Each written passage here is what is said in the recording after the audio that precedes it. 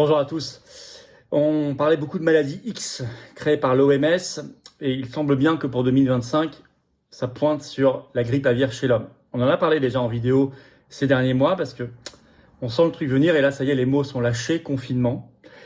Et vous avez la Californie depuis quelques jours qui est passée intégralement en état d'urgence. Une première au monde sur la grippe aviaire chez l'homme. Vous êtes peu informés en France, même si on commence à voir de plus en plus d'articles volontairement alarmistes en France aussi sortir. Et puis derrière, se trame beaucoup de choses sur l'ARN messager, avec même l'aveu qu'il va falloir qu'on serve de cobaye. Enfin, je vais juste lire, vous allez voir, les sources sont précises, vous pouvez les retrouver. Je rappelle qu'il y a de lourds enjeux financiers, que la Fondation Gates a investi dans l'ARN messager sur ce sujet depuis longtemps. Enfin, depuis plusieurs mois, en tout cas, ça s'accélère. Et qu'il y a eu un grand exercice de simulation à New York début octobre dernier sur la grippe aviaire chez l'homme. Je rappelle que début octobre 2019, à New York, il y a eu un grand exercice de simulation sur un nouveau coronavirus. Bon, donc, vous connaissez la date, 20 janvier, arrivée de Trump, de Kennedy Jr. à la Maison-Blanche. Tout ça se mêle. On va en parler aux États-Unis, au Canada, en France, de manière très concrète dans cette vidéo. Justement, le but, c'est pas de faire peur, c'est de chasser la peur. C'est de chasser la peur. Et pour ça, il faut que les gens soient informés. Vous savez, la peur se niche dans l'ignorance. Donc nous, ici, on fait le travail d'éclairage pour empêcher toutes ces manipulations affreuses. Merci donc de partager massivement. Pour ça, de vous abonner à cette chaîne YouTube par un petit clic gratuit sur s'abonner en dessous. Abonnez-vous à la chaîne, s'il vous plaît. Luttez contre l'invisibilisation et la censure qui est très forte depuis quelques jours. Pas que sur cette chaîne d'ailleurs, mais il y a des vagues. Hein. Là, il y a une vague. Donc, vous cliquez sur s'abonner en dessous, un petit clic gratuit et vous luttez, un petit clic gratuit, vous luttez contre cette censure et vous aidez au contraire à une beaucoup plus grande visibilité toute cette vidéo, tout ce travail, ces vidéos. Merci beaucoup. On est en direct ensemble ce vendredi 3 janvier à 19h. N'oubliez pas, soyez là. C'est le premier grand direct de l'année et on a une sacrée actu française et mondiale à voir ensemble. Et moi, je veux répondre à toutes vos questions en direct que je vais découvrir sans interdit, sans tabou, sans langue de bois. Donc soyez là, ramenez du monde. On a du pain sur la planche à 19h pour notre grand direct. Et la manif, samedi 4 janvier, rendez-vous 15h, 104 rue Saint-Dominique à Paris, devant l'ambassade de Roumanie contre la tyrannie européiste. Pour le Frexit, on aura même des personnalités roumaines qui parleront. La situation est française. Ça va être un très grand moment en solidarité aussi avec le peuple roumain, laboratoire de cette tyrannie avec l'annulation de la présidentielle. Il faut venir très très nombreux, prendre un drapeau français si vous pouvez. Bref, ça va être un très grand moment, 15h, 104 rue Saint-Dominique à Paris ce samedi 4 janvier. Le 12 janvier, je suis à Toulouse. Grand meeting, 15h, entrée gratuite, ouvert à tous. Lien d'inscription sous la vidéo en description, pensez à vous inscrire. Et le 1er février, je suis en Haute-Savoie à Thonon-les-Bains. Lien d'inscription également sous la vidéo en description. Allez voir le programme d'inscription, c'est aussi gratuit. Pensez massivement à vous inscrire. Voilà, moi je vous attends aux patriotes. J'ai besoin de vous maintenant. Si vous voulez vous battre pour vous et vos enfants contre cette stratégie de la peur, et au contraire pour l'espérance et pour bâtir avec le plus grand mouvement souverainiste et de résistance de France qui s'appelle les Patriotes, dans le rassemblement et l'action concrète. Lundi, je serai au tribunal à Liège devant Ursula von der Leyen. Mais je ne peux pas le faire sans vous, il faut venir maintenant.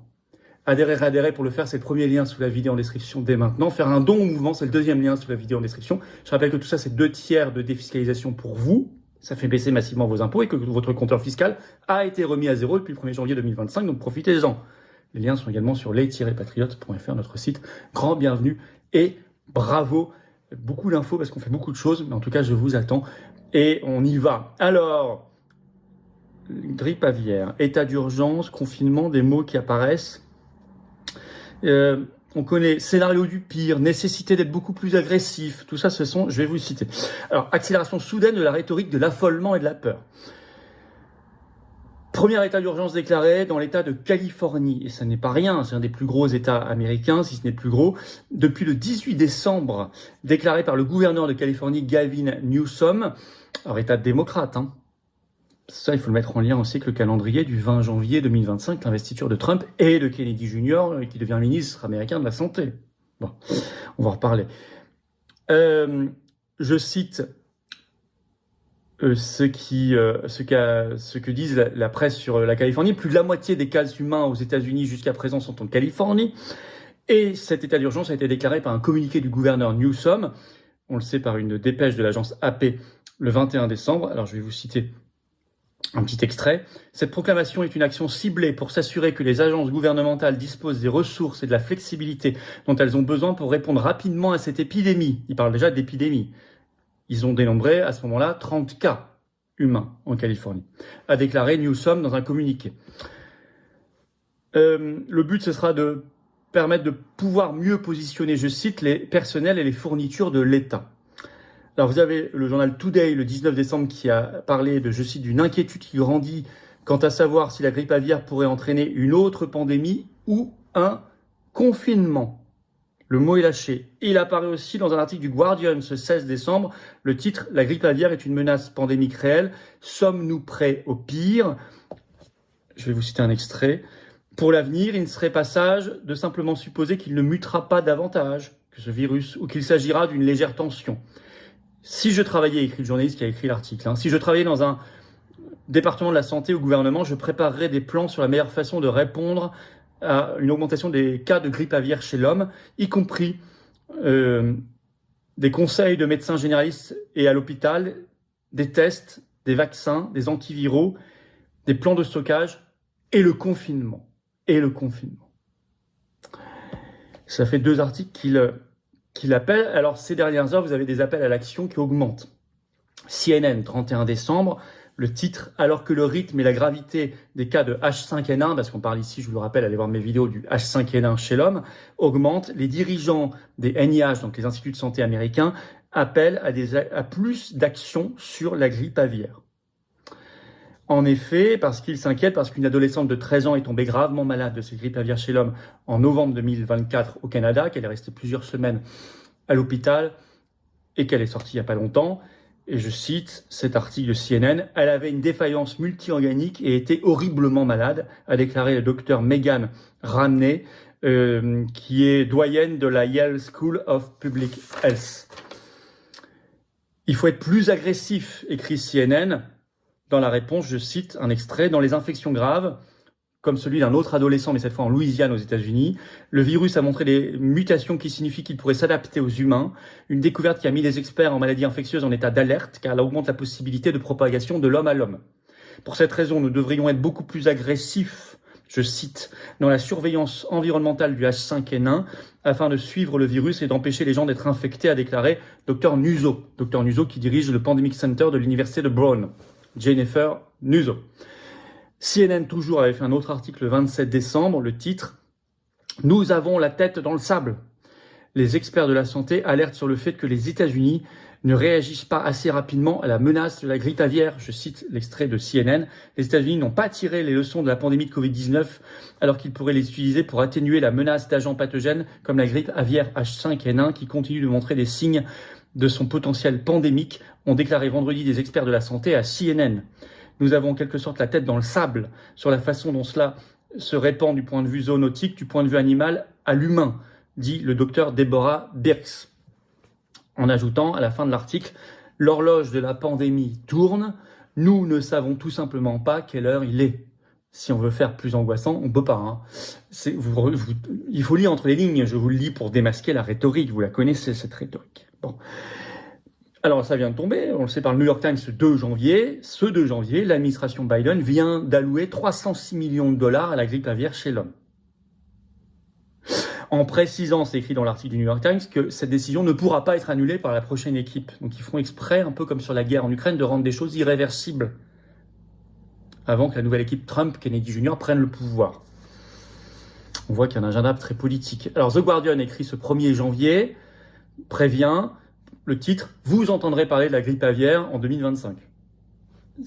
Ils ont prévu. Je vais vous citer un extrait. La nouvelle n'est pas si joyeuse. La grippe aviaire continuera d'être inquiétante. Depuis ma dernière chronique, écrit la journaliste du Guardian, les États-Unis ont confirmé un premier cas grave de H5N1 en Louisiane chez un patient infecté par la souche circulant chez les oiseaux. La Californie a également déclaré l'état d'urgence, je l'ai dit, en raison du nombre croissant d'humains infectés par la maladie et craint qu'elle ne mute davantage. Alors en France, il y a un début de dinguerie. Vous allez voir, il suffit d'aller sur Google Actualité, vous tapez grippe aviaire, vous verrez le début de dinguerie dans la presse. Et une accélération ces dernières heures, même si, comme en France, il n'y a pas encore eu de premier cas humain ou détecté, Je pense que la dinguerie fera un bond s'il y a un premier cas humain détecté, même s'il est totalement bénin, comme dans la plupart des cas. La plupart des cas, c'est juste une conjonctivite.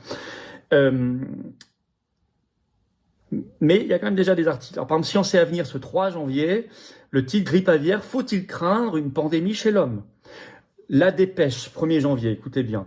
Le chat peut-il provoquer une pandémie aussi grave que la grippe espagnole, donc celle de la fin de la Première Guerre mondiale? Le félin sous haute surveillance à Toulouse. Je vais vous lire le chapeau de cet article incroyable. Un chercheur toulousain, Pierre Bessières, tire la sonnette d'alarme. Les chats potentiels intermédiaires du virus H5N1 pourraient jouer un rôle clé dans une future pandémie, une menace sanitaire à surveiller de près. Et je lis un autre article. Le scientifique collecte à travers le pays des prélèvements sanguins de félidés réalisés en clinique vétérinaire. Il s'agit exclusivement de félins qui ont accès à l'extérieur, qui peuvent donc chasser. Sur un échantillon de 578 animaux, environ 1% étaient infectés. Bon, en gros, 5 ou 6 sur 100, on traduit. Je ne m'attendais pas du tout à un taux si élevé. En sachant, dit-il, qu'il y a environ 15 millions de chats sur le territoire français, dont une partie non négligeable se balade dehors. Cela veut dire qu'il y a sans doute plusieurs dizaines de milliers de félidés qui ont contracté la maladie en France. La situation est préoccupante, alerte-t-il. Il parle de chats comme, je cite, des multiplicateurs de risques. Alors, je vais quand même rappeler les choses. Je l'ai dit en tout début, il y a eu, les 2 et 3 octobre 2024, un grand exercice de simulation d'une grippe aviaire très virulente, je cite, chez l'homme, à New York. Comme il y a eu à New York une simulation en octobre 2019 sur un nouveau coronavirus. Bon. C'est ça qui nous a mis beaucoup la puce à l'oreille. Mais pas que. Pas que. Il y a aussi toute la folie autour des injections ARN messager. L'OMS a annoncé officiellement depuis juillet dernier qu'elle poussait à la recherche mondiale sur la grippe aviaire chez l'homme, mais exclusivement de l'ARN messager. La FDA américaine a donné son autorisation depuis le 11 novembre dernier, on en avait parlé. Bill Gates finance ça massivement depuis octobre dernier. Et vous avez cet article du Time, le 2 janvier, écoutez bien. Je cite. Les responsables de la santé n'attendent pas. Des travaux sur un vaccin ARN messager sont en cours pour protéger le public en cas de pandémie. Et un peu plus tôt cette année, le docteur Mandy Cohen, directrice aux États-Unis des CDC, ont désigné l'ARN messager comme une plateforme préférée pour ce vaccin, puisque ces vaccins pourraient être, entre guillemets vaccins, pourraient être développés et distribués rapidement. Je cite un autre extrait. Écoutez bien. Alors que le développement d'un vaccin ARN messager ne prendrait qu'une question de mois, le test dans les essais cliniques prendrait plus de temps. Nous savons que les injections seraient bien tolérées et sûres parce qu'elles le sont dans le contexte du Covid-19. Déclare Hensley, un docteur. Mais tout nouvel antigène doit être testé. Afin d'éviter les retards, écoutez bien, dans la fourniture des injections au public en cas de pandémie de grippe aviaire chez l'homme, les gouvernements devraient investir dans la réalisation de tests cliniques à grande échelle, à un stade avancé, avant qu'une pandémie ne se déclare, dit Hensley. Ce serait investir dans quelque chose dont vous n'êtes pas sûr qu'il va provoquer une pandémie, dit-il. Mais c'est une décision que les gouvernements doivent prendre. Ça, c'est Time, 2 janvier. Vous avez compris. Il dit, même si je suis pas sûr qu'on aurait une pandémie, puisqu'on n'aura pas le temps de faire les tests sur ces nouvelles injections ARN messager, il faut les faire à grande échelle, à un stade avancé. Donc chez nous, chez vous, chez tout le monde. Donc vous êtes le cobaye. C'est littéralement ça qui est écrit et qui est dit. Hein. Vous avez compris et entendu. Hein. Merci de partager la vidéo, hein, parce que j'aimerais bien que les Français entendent ça.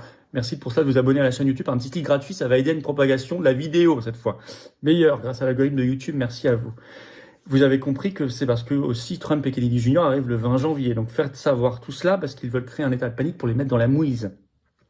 Il faut faire barrage à la peur et la manipulation. Et le meilleur barrage, c'est l'information réelle. Merci de partager la vidéo. On en reparle et de tout le reste et de ce que vous voulez parce que je prends vos questions en direct à 19h ce vendredi 3 janvier sur cette chaîne pour notre grand direct, le premier de l'année 2025. Il va être particulier. Soyez là. Je vous attends. Sacré direct sans tabou. Venez en manif nationale ce samedi 4 janvier, rendez-vous 15h Paris au 104 rue Saint-Dominique, à proximité immédiate de l'ambassade de Roumanie, parce qu'on va se battre pour le Frexit et contre la tyrannie euromondialiste, pour la sortie de l'UE et la sortie de l'OTAN d'ailleurs aussi. Parce que la Roumanie est victime de cela, et pays laboratoire du bouclier démocratique européen, il faut se mobiliser en masse dès le début de l'année. Venez très nombreux, et vous le savez, le 12 janvier je suis à Toulouse et le 1er février en Haute-Savoie. Inscription pour les deux par 2 liens différents sous la vidéo en description. Partout, c'est entrée gratuite, mais inscrivez-vous. Je vous attends aux patriotes. Voilà. J'ai besoin de vous. Si vous voulez vous battre pour vous, vos enfants et vos éventuels petits-enfants ou arrière-petits-enfants, il faut venir maintenant. C'est le moment de se dire, je franchis le pas, c'est pour moi, c'est de la politique avec un P majuscule, les affaires de mon pays, de mon humanité, de ma cité. C'est ça les patriotes. C'est des belles valeurs de liberté, de paix, de dignité, de souveraineté et de vérité. Mais je ne peux pas le faire sans vous. Le plus grand mouvement souverainiste et de résistance de France a besoin de vous. Et on déplacera des montagnes. On est anti-oligarchique, on n'a pas un centime de financement public, je le rappelle. Donc aidez-nous aussi. Tout ça a été fiscalisé aux 2/3 pour vous. Toute adhésion, réadhésion ou don au mouvement. Comment on fait pour adhérer, réadhérer? Vous êtes le bienvenu. C'est le premier lien sous la vidéo en description. Ce lien est également en commentaire épinglé. Une petite fiche sur l'écran maintenant et dans quelques secondes un lien sur l'écran. Faire un don au mouvement, c'est le deuxième lien sous la vidéo en description. S'il n'y a pas de don, d'adhésion, de réadhésion, il n'y a pas d'action possible concrète de notre part parce qu'on n'a pas de financement public ni d'aide des banques. Et si on ne fait pas nous, personne ne fera à notre place. Si on n'est pas devant l'ambassade de Roumanie samedi, il n'y aura personne. Personne d'autre l'organisera. Si je ne vais pas au procès Ursula von der Leyen, il n'y a pas d'autre mouvement politique en France qui fait la plainte au pénal. Vous l'avez constaté, mais je suis désolé pour ça, mais c'est comme ça. Mais si on est là, on gagne. Les liens, par ailleurs, pour le faire, sont sur notre site les-patriotes.fr. 2/3 défiscalisation. Bienvenue, bravo, donateurs, réadhérents, nouveaux adhérents patriotes. Et vive la France.